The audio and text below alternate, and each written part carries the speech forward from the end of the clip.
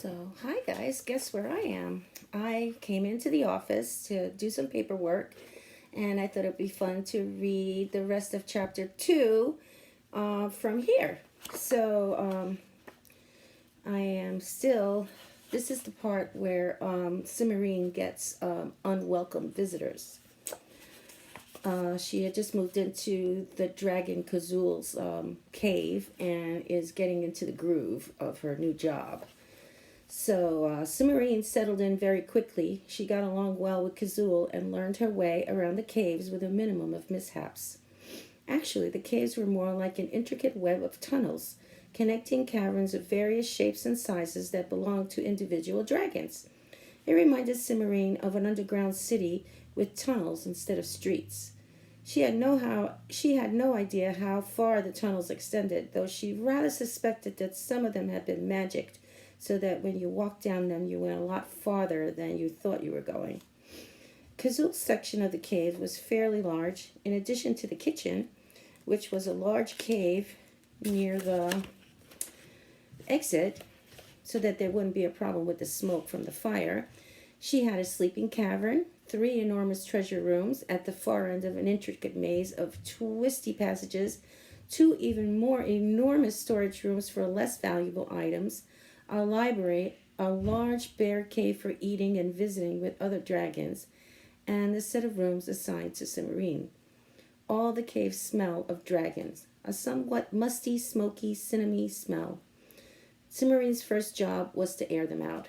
Cimarine's room consisted of 3 small connecting caves just off Kazul's living quarters. They were furnished very comfortably with a mixture of styles and periods that looked like a guest room in most of the castles that Cimarine had visited, only without windows. They were much too small for dragons to get inside. When asked, Kazul said that the dwarves had made them in return for a favor, and the dragon's tone prevented Cimarine from inquiring too closely into what sort of favor it had been.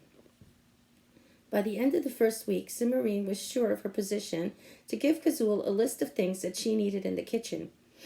The previous princess, of whom Cimarine was beginning to have a very poor opinion of, had apparently made do with a large skillet and with three dents and a wobbly handle, a wooden mixing bowl with a crack in it, and a badly tarnished copper tea kettle, and an assortment of mismatched plates, cups, and silverware, most of them chipped and bent. Kazul seemed pleased by the request, and following day, Cimarine had everything she had asked for except for a few of the more exotic pans and dishes.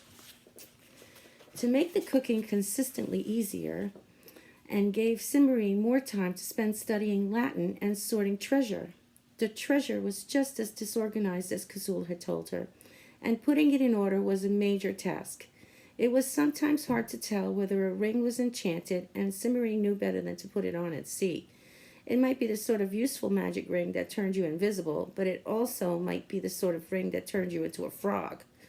Cimarine did the best she could, and she kept a pile in the corner for things she was not sure about. There was a great deal of treasure to be sorted.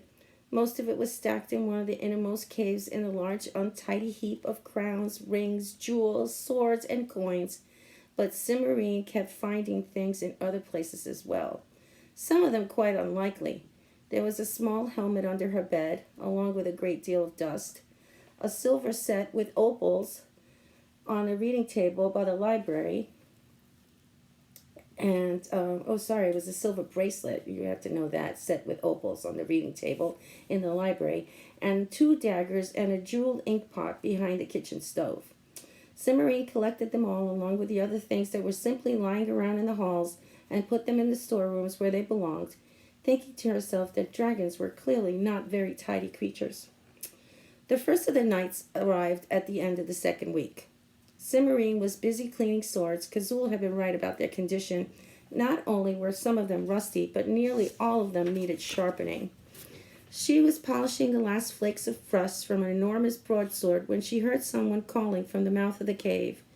Feeling somewhat irritated by the interruption, she rose and, carrying the sword, went to see who it was. As she came nearer to the entrance, she was able to make out the words what whoever it was shouting. "Dragon, come out and fight! Fight for the Princess Cimarine of Linderwald!" Oh, honestly, Cimarine muttered and quickened her step. Here, you, she said as she came out into the sunlight, and then she had a duck as a spear flashed through the air over her head. Stop that, she cried. I'm Princess Cimarine. You are, said a doubtful voice. Are you sure? I mean, Cimarine raised her head cautiously and squinted. It was fairly early in the morning, and the sun was in the back of the person standing outside the cave, so it was difficult to see anything but the outline of his figure against the brightness. Of course I'm sure, Cimarine said. What did you expect? Letters of reference? Come around here where I can see you who you are, please. The figure moved sideways, and Cimarine saw it was a knight in shiny new armor, except for the legs, where the armor was dusty from walking. Cimarine wondered briefly why he hadn't ridden, but decided not to ask. The knight's visor was raised, and a few wisps of sandy hair showed above his handsome face. He was studying her with an expression of worried puzzlement. What can I do for you? Cimarine said after several moments gone by, and the knight still hadn't said anything. Well, if you are the Princess Cimarine, I've come to rescue you from the dragon, the knight said. Cimarine set the point of the broadsword on the ground and leaned on it as if it was a walking cane. I thought that might be it, she said, but I'd rather not be rescued. Thank you, just the same. Not be rescued, the knight's puzzled look deepened, but princesses always. No, they don't, Cimarine said firmly, recognizing the beginning of a familiar argument. And even if I wanted to be rescued, you are going at it all wrong. What? Said the knight, thoroughly taken aback.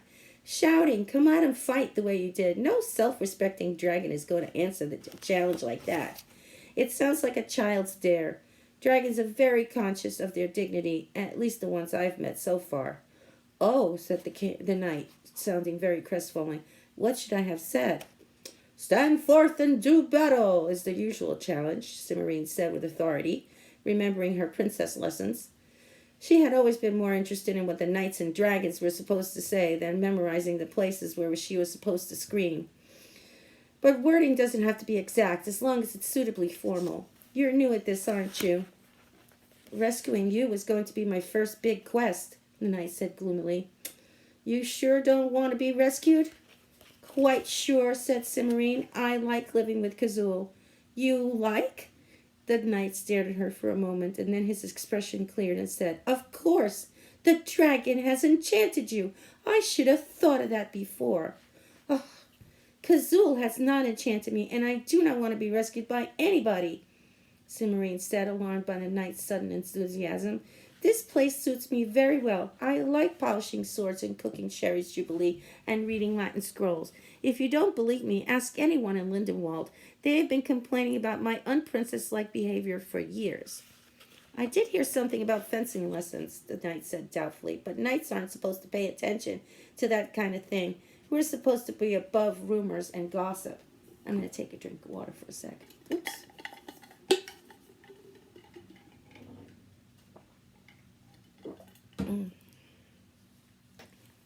Ah, yes, said the dragon. I was saying, fencing lessons were just the beginning, Cimarine assured him. So you see why I'm perfectly happy being a dragon's princess. Yes, said the knight, but he didn't look convinced. Speaking of dragons, where's yours? Kazul is not my dragon, Cimarine said sharply. I am her princess. You'll never have any luck dealing with dragons if you don't get these things straight. She's gone off to the enchanted forest on the other side of the mountains to borrow a crepe pan from a witch she knows. She what? Said the knight. She's gone to borrow a crepe pan, said Cimarine in a louder voice. Perhaps you better have your helmet checked when you get back. They're not supposed to interfere with your hearing, but sometimes... Oh, I heard you, the knight said, but what does a dragon want with a crepe pan? She doesn't want it, I do. I found a recipe in the library that I want to try, and the kitchen just isn't equipped to handle anything but the most ordinary cooking. Kazul will fix that eventually, but for the time being we have to borrow things like crepe pans and souffle dishes. You really do like it here, the knight said wonderingly.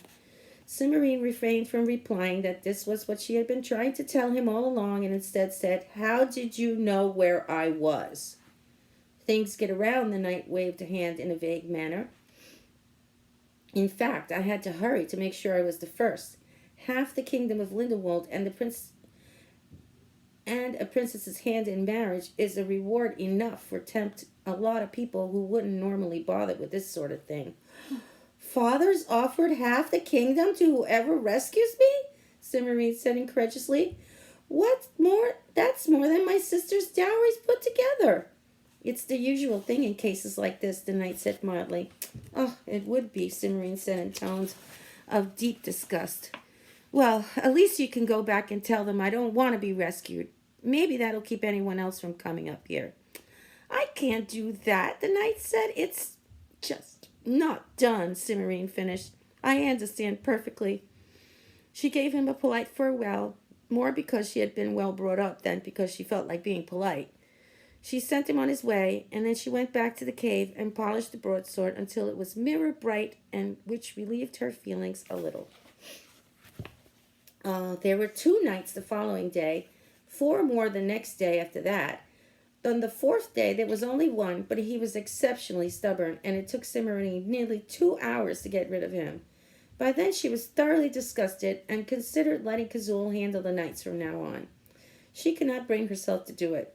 The knights would certainly attack Kazul as soon as they saw her, since that's what they were coming for, and sooner or later someone would get hurt. Cimarine did not like to think that someone might get hurt trying to rescue her, particularly since she didn't want to be rescued. So it was with a sigh, she decided that she would continue to handle the knights as long as Kazul would let her. Prince Thorindil showed up at the end of the 3rd week. He was limping a little, and as his metal boots pinched his toes, and the feathers attached to the top of his helmet zagged badly. He stopped and carefully struck an impressive pose before issuing a usual challenge. Cimarine was not in the mood to be impressed. Besides, she could see that his helmet was a different style from his gold armor, and that the armor had gaps at the knees and elbows where it didn't fit together quite right. Aren't you a little slow? She said irritably. There have been 8 nights here before you. 8? The prince said, frowning. I thought by now that it had at least been 12. Perhaps I'd better come back later. Cimarine stared at him in surprise. Why? Well, it would look better, Thorindil explained seriously, if there's not much glory in defeating a dragon that hasn't already been beaten 10 or 15 people at least. Sir Gorlox of Murstwold would not even consider going after a dragon whose score was less than 45. I don't think I want to risk waiting that long, but 8 just doesn't seem like enough. You're going to go away and wait until Kazul has defeated 15 knights before you come back and rescue me? Cimarine said. She found Thorindil's smug confidence very annoying. But she didn't like to say so straight out. No, if you'd rather be rescued now, of course. Though, you ought to consider the advantages, and I expect it won't be so very long. His voice trailed off as he looked at her hopefully. I'm afraid it will be a long time, Cimarine said with satisfaction. You see, Kazul hasn't defeated any knights at all. But I thought you said there had been 8, Thorindil spluttered. I said 8 of them had come by. I didn't say they'd fought anybody. I sent them away. You sent them away? But that's, I know, not done. Cimarine smiled sweetly, but I've done it, and I intend to go on doing it. So you might as well go home and warn your friends. They feel so foolish, you know. They came all this way into the mountains to rescue me and then had to turn around and go home without doing anything. They certainly would, Thorindil said indignantly. What do you mean by playing these kind of tricks? Don't you want to be rescued?